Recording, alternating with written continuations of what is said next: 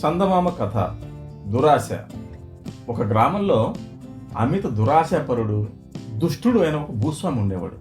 ఒక సంవత్సరం అతను 40 ఎకరాల మామిడి తోటేశాడు.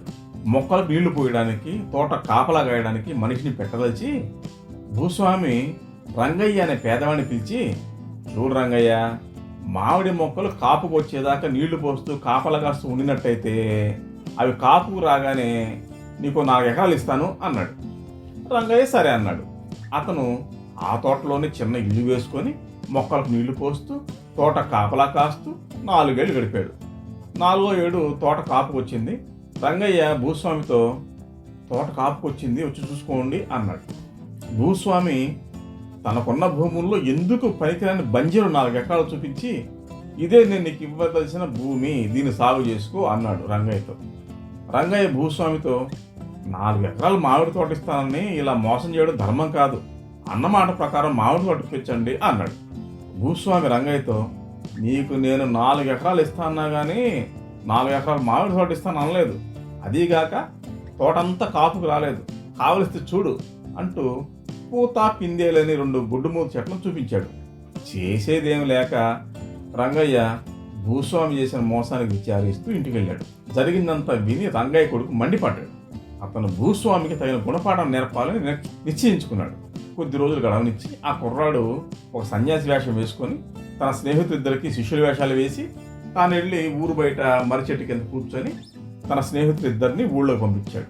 వాళ్ళిద్దరూ ఊళ్ళో జనం మధ్య తిరుగుతూ తమ గురువు గారు గొప్ప శక్తులు గలవాడని, కాశీకి వెళ్తూ ఊరు బయట మర్రి చెట్టు కింద మఖాం వేసి ఉన్నారని, కోరిన వారు వెళ్ళి వారిని దర్శనం చేసుకుని లాభం పొందవచ్చని ప్రచారం చేశారు. ఈ ప్రచారం మీద చాలా మంది గ్రామస్తులు పాలు పళ్ళు పట్టుకుని ఆ సన్యాసి వద్దకు వెళ్ళారు.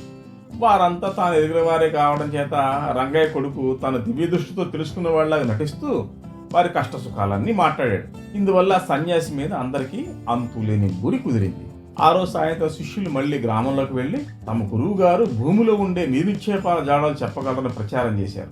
ఈ ప్రచారం భూస్వామి చెవిలో పడింది. భూస్వామి ఆ రాత్రి బాగా చీకటి పడినాక పాలు పళ్ళు ఇతర కానుకలు తీసుకుని ఎవరూ లేని సమయం చూసి మర్రిచెట్టు దగ్గరికి వెళ్ళి సన్యాసి దర్శనం చేసుకుని అతని కాళ్ళ మీద పడి, నాకు నిధులున్న చోటు ఒకటైనా చూపించండి, వాటిని పూర్తిగా పుణ్యకార్యాలకి వెచ్చిస్తాను అని వేడుకున్నాడు. భూస్వామి చేత మళ్ళీ అడిగించుకున్న సన్యాసి బలవంతాన ఒప్పుకున్నట్టుగా నటించి భూస్వామిని వెంట పెట్టుకుని పొలాల మీదకి బయలుదేరాడు. వాళ్ళు రంగయ్యకు భూస్వామి ఇచ్చిన బంజరు భూమిని చేరగానే సన్యాసి ఒక చోట పెద్ద గిరిగీసి, ఇక్కడ నిలువెత్తు లోతు తవ్వితే అంతులేని బంగారం దొరుకుతుందని అతనికి చెప్పాడు. ఆ సన్యాసి భూస్వామితో, నేను తెల్లారని కాశీ వెళ్ళిపోతున్నాను, మళ్ళీ ఇటు వచ్చేలోపుగా ఈ నిధితో ఒక శివాలయం కట్టించాలి అని చెప్పి భూస్వామిని పంపేసి తన శిష్యులతో సహా అప్పుడే వెళ్ళిపోయాడు. భూస్వామి తెల్లారగానే రంగయ్యని పిలిపించి, రంగయ్య, నేను నీకు ఇచ్చిన భూమి 4 ఎకరాలు నాకే తిరిగి ఇచ్చేసి, నువ్వు పెద్దవాడివి, ఆ భూమి ఆ బంజరు భూమి సాగు చేయలేవు, నువ్వు అడిగినట్టు నీకు 4 ఎకరాలు మామిడి తోట ఇస్తాను, తీసుకో అన్నాడు.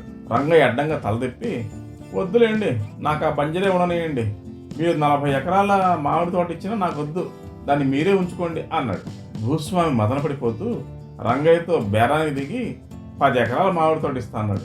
తర్వాత దాన్ని 20 ఎకరాలు చేశాడు. చివరికి రంగయ్య ఆ బంజరు పొలం వదులుకుంటే 40 ఎకరాల మామిడి తోట ఇచ్చేస్తా అన్నాడు. అప్పుడు రంగయ్య దిగి వచ్చి మామిడి తోట అంతా తన పేరు రాయించుకుని ఇంటికి వెళ్ళిపోయాడు. భూస్వామి బంగారం గురించి కళ్ళగంటూ సన్యాసి గిరిగీసిన చోట తవ్వించడం ఆరంభించాడు. అంతలోతు తవ్వినా అక్కడ బంగారం దొరకలేదు.